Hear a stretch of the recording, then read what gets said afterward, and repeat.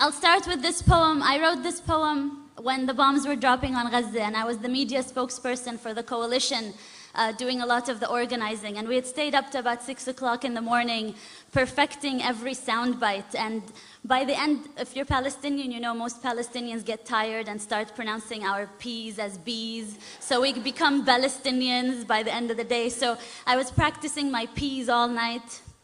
And the next morning, one of the journalists asked me, "Don't you think it would all be fine if you just stopped teaching your children to hate?"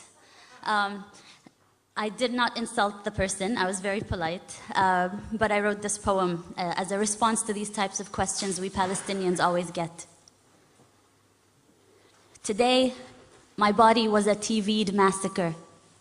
Today, my body was a TV'd massacre that had to fit into sound bites and word limits. Today, my body was a TV'd massacre that had to fit into sound bites and word limits, filled enough with statistics to counter measured response. And I perfected my English and I learned my UN resolutions. But still, he asked me, "Ms. Ziyada, don't you think everything would be resolved if you would just stop teaching so much hatred to your children?" Pause.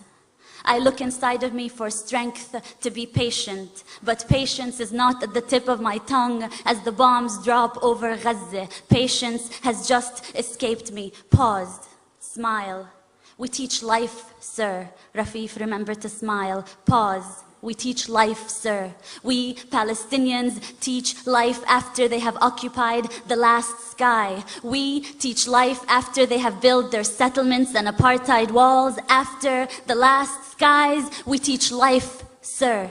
But today, my body was a TV'd massacre made to fit into sound bites and word limits. And just give us a story, a human story. You see, this is not political. We just want to tell people about you and your people. So give us a human story. Don't mention that word apartheid and occupation. This is not political. You have to help me as a journalist to help you tell your story, which is not a political story. Today, my body was a TV'd massacre. How about you give us a story of a woman in Gaza who needs medication? How about you? Do you have enough bone-broken limbs to cover the sun? Hand me over your dead and give me the list of their names in 1,200 word limits. Today, my body was a TV'd massacre made to fit into sound bites and word limits and move those that are desensitized to terrorist blood.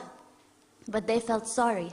They felt sorry for the cattle over Gaza. So I give them UN resolutions and statistics, and we condemn and we deplore and we reject. And these are not two equal sides, occupier and occupied, and 100 dead, 200 dead, and 1,000 dead. And between that war crime and massacre, I vent out words and smile, not exotic. Smile, not terrorist. And I recount 100 dead, 200 dead, 1,000 dead. Is anyone out there? Will anyone listen? I wish I could wail over their bodies. I wish I could just run barefoot in every refugee camp and hold every child, cover their ears so they wouldn't have to hear the sound of bombing for the rest of their life the way I do. Today, my body was a TV'd massacre, and let me just tell you, there is nothing your UN resolutions have ever done about this. And no soundbite I come up with, no matter how good my English gets, no soundbite